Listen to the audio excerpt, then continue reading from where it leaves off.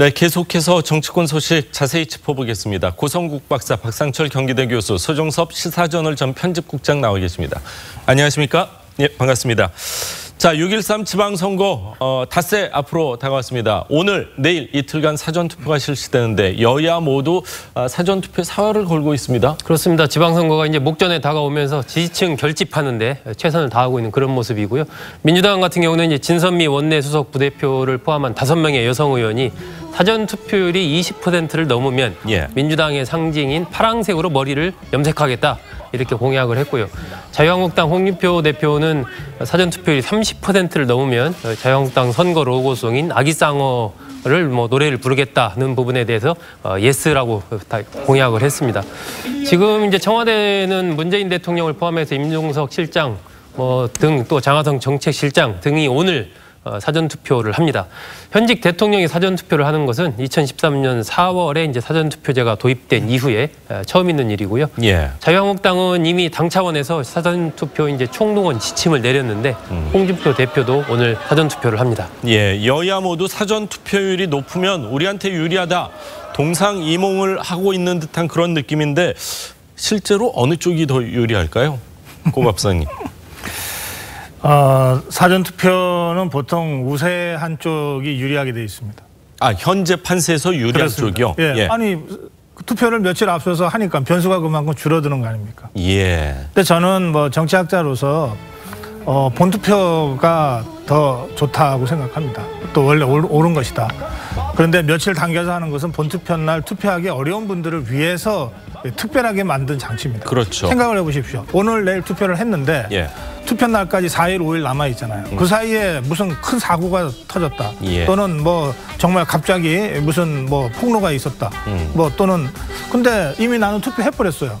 물를 수 없거든요. 취소가 안 되죠. 그래서 저는 선관위가 투표율을 높이기 위한 차원에서 사전투표 캠페인을 하고 또 여야가 모두 캠페인을 하는데 저는 저 캠페인이 선관위 차원에서는 투표율을 올리기 위해서 한다고 제가 이해는 하지만 저는 그렇게 적극적으로 동의하기가 쉽지 않아요. 그러니까 본투표 날 투표를 많이 하는 것이 원래 옳은 것이고 그리고 정말 투표 날 하고 싶은데 못할 분들을 위해서 사전투표가 특별히 있는 건데 선관위나 모든 정당에 나서서 저렇게 사전투표율 제고 이렇게 하는 것이 과연 옳은 것인가에 대해서 좀 의문을 좀 갖고 있습니다. 통상적으로 이 투표율이 높으면 진보 정당이 좀 유리하고 낮으면은 보수 정당에 유리하다. 이게 이제 통설이지 않습니까? 근데 지금 한국당 입장에서도 적극적으로 독려를 하고 있습니다. 그런데 그런 통설은 이미 깨진 지가 좀 오래됐긴 오래됐어요. 한국당에서 이런 생각을 할 수가 있죠. 오히려 지금 사전투표 해버려야지 일주일 후면 북미 정상회담 그 열기 때문에 더 불리할 수 있으니까 투표하자. 그건 정치적 이제 잔머리라고 저는 생각하고요. 사전투표에 대해서 우리 고 박사하고는 좀 다른 의견은 뭐냐면 투표율을 높이기 위한 굉장히 중요한 제도는 확실합니다. 왜냐하면 벌써 우리나라만 해도 3일간이 보장되기 때문에 유권자 입장에서는 상당히 편한 사는 건 사실이거든요. 특히 미국 같은 경우는 한 30일 내내 사전투표를 해요. 어쩌면 사전투표가 많은 주가 워낙 사전투표를 많이 해서 본투표보다 더 투표율이 높은 경우가 많거든요. 그렇기 때문에 투표를 높이는 건 굉장히 중요한 제도고 특히 이제 이번에 선관위가 약 75% 정도 상회에 되는 투표를 반드시 투표하겠다는 유권자 여론조사를 발표를 했어요. 대체적으로 그 투표율이 맞아 떨어진 경우가 많았습니다. 그러면 사전투표를 간 사람들은 두 가지예요. 사실 사전투표 제도가 없어도 투표할 사람이고 그래서 사전투표율이 높다고 해서 투표율이 확 높아진 건 아닐 수 있다. 그리고 또 하나 이미 자기가 찍을 정당과 후보자는 정해진 경우가 상당히 많거든요. 그래서 사전투표율은 잘못된 투표보다는 투표를 높이는데 그게 기여를 하고요. 그러나 이건 있을 수 있습니다. 방금 이야기 나온 대로 사전투표 끝나고 나서 엄청난 사건이 터졌을 때 가능성 충분히 있죠. 그런 면에 있어서는 사전투표율을 높이는 것에 대해서 반론은 제기하지만 전반적으로 투표를 높이자는 의미에서는 사전투표는 높을수록 좋다. 마지막으로 20% 정도 넘으면 무슨 댄스를 추고 무슨 염색을 하겠다는데 염색을 하고 싶어서 저러는 것 같아요. 제가 볼 때는 20%는 훌쩍 넘는 그게 예상이 됩니다. 그렇군요. 염색하거나 춤추는 거 사실 국민 입장에서 그렇게 보고 싶지 않을 수도 있거든요. 공약으로 내세웠는데 과연 본투표 이 득표율과 사전투표 득표율을 한번 비교해서 보는 것도 선거가 다 끝난 후에 굉장히 재밌을 것 같다 그런 생각이 듭니다. 자, 이번에는 경기지사 선거 전 얘기 좀 해보겠습니다. 불꽃이 튀고 있습니다. 바른미래당 김영환 후보가요. 이재명 후보 배우 김부선 씨 스캔들 의혹에 대해서 추가 폭로 기자회견을 열면서 논란이 재점화되고 있습니다.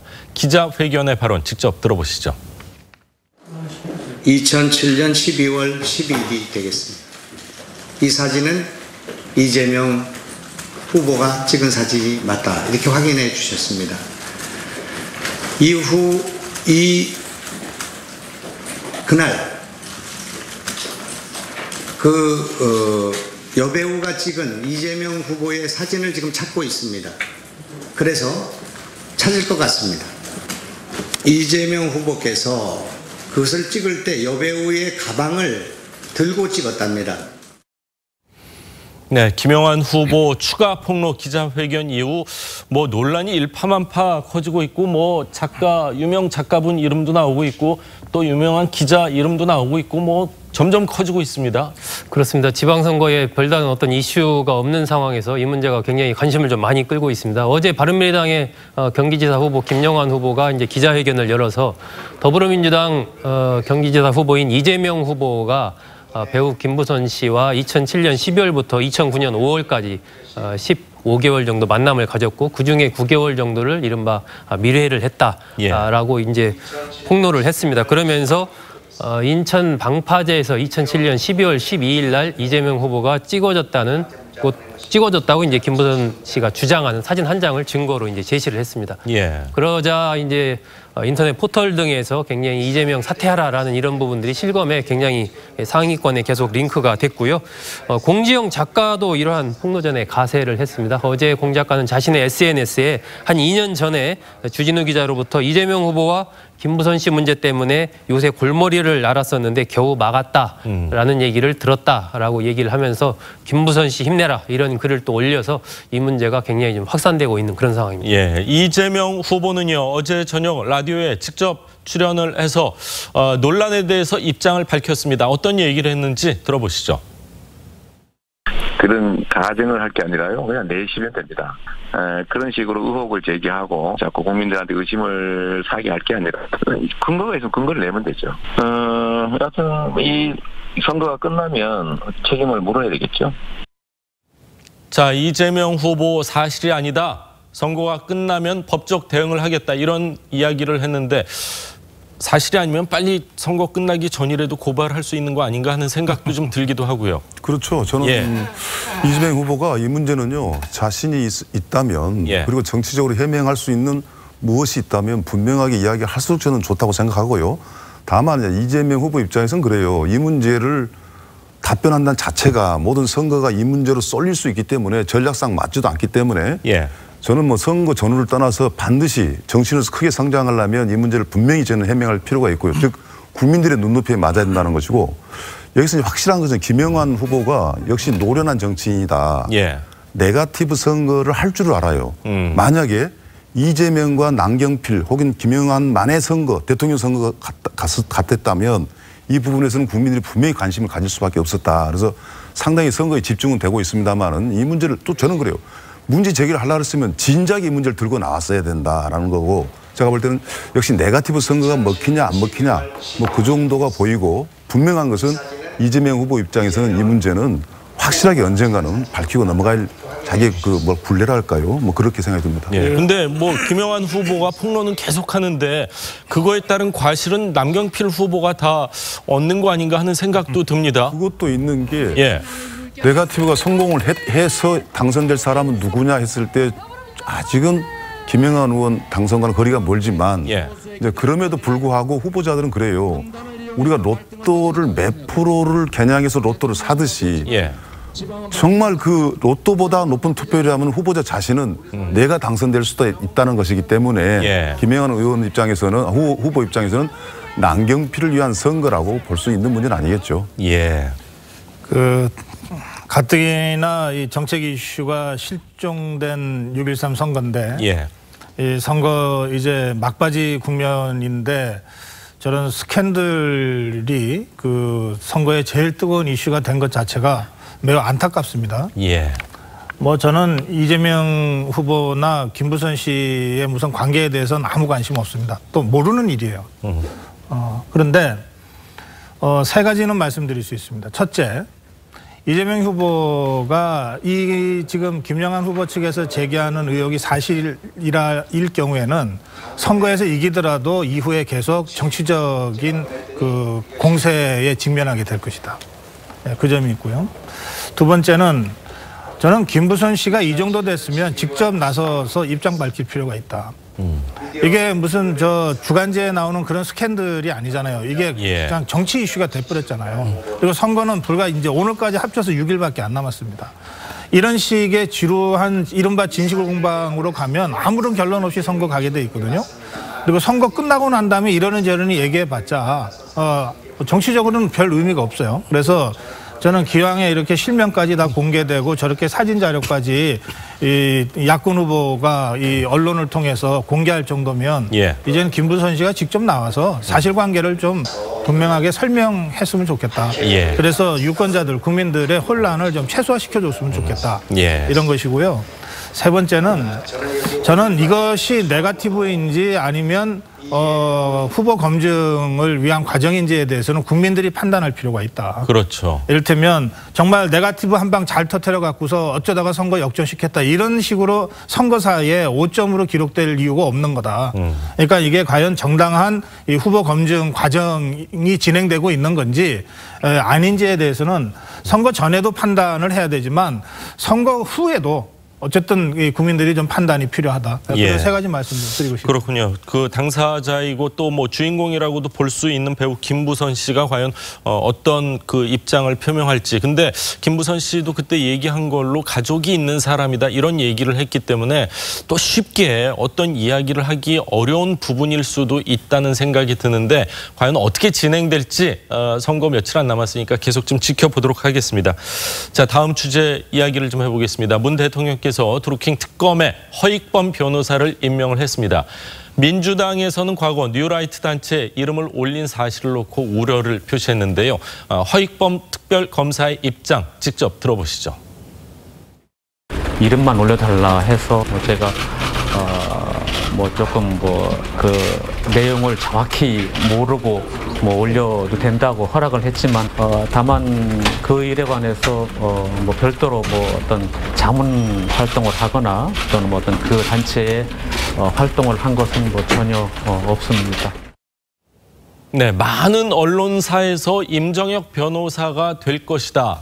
이런 관측이 많았었고 어제 고 박사님도 이 시간에 아마 임 변호사가 되지 않겠느냐 이런 얘기를 하셨는데 사실 허익범 특검 추천한 한국당에서는 기대이 많아지는 것 같습니다. 반면 지금 들은 것처럼 민주당 입장에서는 이름만 올려놨는지 실제 활동을 했는지 본인께서는 이제 이름만 올려놓은 거다 했지만 민주당 입장에서는 조금 부담스러워질 수도 있고 또 좀 더 깊이 들어가서 얘기하시는 분들은 대통령께서 아주 묘수를 뒀다 이런 얘기까지 나오고 있습니다. 어떻게 보십니까? 저는요, 물론 특검이 누가 되냐에 따라서 그 사람의 어떤 그 수사 방향이라든가 목적한 바대로 갈 수도 있지만 대체적으로 보면 사건이 진중한 경우 사건이 그 본질에 따라서 특검의 결과도 나오더라라는 것이 이제 지금까지 경험이고요. 기억나실 겁니다.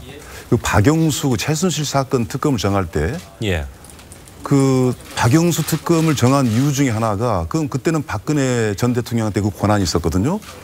아무래도 좀 부드럽게 좀 특검을 할 것 같다. 라는 예감 때문에 했거든요. 그런데 결과는 그 반대의 결과가 나왔거든요. 그게 박영수 특검의 일부러 고의로 했던 것은 아니라고 보지만 이번 같은 허익범 특검 같은 경우도 저는 그 두 사람 누가 될지라고 예측까지는 안 해봤습니다만은 허익범 특검도 충분히 될 수 있겠다. 아까 뉴라이트 저건 별로 중요한 건 아니라 보고요. 그동안의 수사라는 것들이 어떤 파고드는 것보다는 굉장히 교과서적인 변호사 생활을 오래 하고 있었지만 교과서적인 수사를 할 가능성이 매우 높다라는 것, 이런 것들이 저는 대통령이 낙점했던 그 부분 중에 하나인가라는 생각이 들고요. 거듭 말씀드리지만 특검이 누구냐는 보다는 이 사건의 본질과 규모, 사이즈, 내용 그에 따라서 특검의 결과는 좀 달라진다고 봅니다. 검사의 의지 굉장히 중요한 거 아닌가요? 수사에 대한 의지. 아니, 물론이죠. 한국당 쪽에서 선호한 것으로 알려진 허익범 변호사를 문 대통령이 선택한 것은 아주 그럴듯한 선택이었다. 저는 그렇게 생각합니다. 그러니까 그렇게 함으로써 이 특검 결과가 설사 별게 없더라도 야권에서 한국당 쪽에서 뭐라고 얘기하기 어렵게 돼버렸다. 정치적 논란을 잠재울 수가 있을 것 같아요. 그런 점에서 여러 가지 심사숙고 끝에 어쨌든 묘수를 둔 것 같다. 제가 이렇게 평가하고요.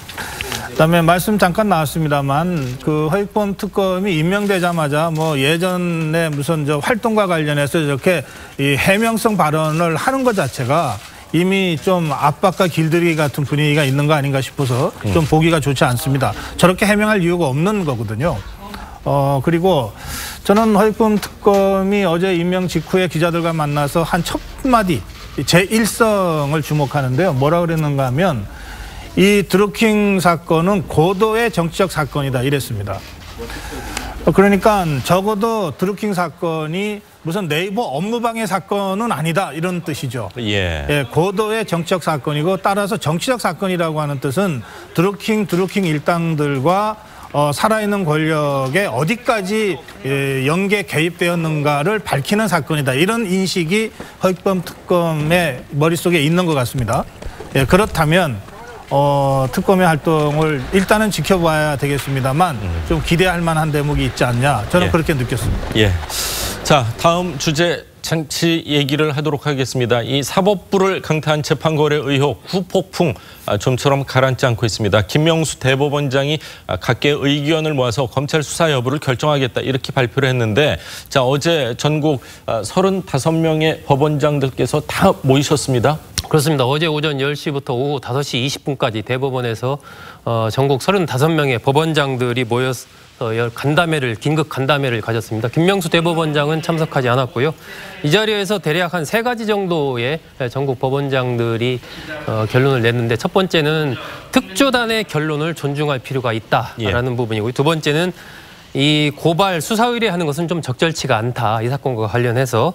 그리고 세 번째는 합리적인 근거 없이 재판 거래 의혹을 제기한 것에 대해서 좀 우려를 표명을 했습니다. 그러면서 김명수 대법원장이 조속히 재판 거래 의혹은 사실이 아니라고 국민에게 단호하게 해명을 할 필요가 있다라는 의견이 다수 나온 것으로 그렇게 알려지고 있기 때문에 이것이 그동안에 이제 소장 판사들은 이 부분에 대해서 빨리 이 관련자들을 고발을 해야 된다, 수사 의뢰를 해야 된다 이렇게 주장을 했지 않습니까? 그것과 좀 다른 어떤 이 전국 법원장들의 의견이 나오기 때문에 과연 김명수 대법원장이 어떤 결론을 언제 내릴지 주목이 되고 있는 그런 상황입니다. 네, 사법부 내부 갈등 이야기는 다음 주에 한번 깊이 있게 얘기를 해보도록 하겠습니다. 자, 오늘 세 분 말씀은 여기까지 듣겠습니다. 감사합니다.